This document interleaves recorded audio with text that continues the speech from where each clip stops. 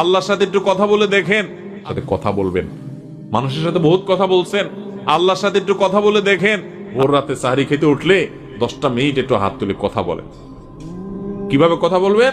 কথা বলবেন এইভাবে, মরতে আমার হবে, তোমার কাছে যাওয়া আমার লাগবে আল্লাহ। শয়তানের প্ররোচনা করেছি, এই রমজান মাস তুমি কত মানুষকে মাফ করে দাও। ও আল্লাহ, কত গুনাহ আমি করেছি, কত পাপাচার আমি করেছি। আল্লাহর সাথে কথা বলার স্বাদ আছে ভাই, অনেকে জীবনে একবারও এই স্বাদ পান নাই। একটু কথা বলে দেখেন।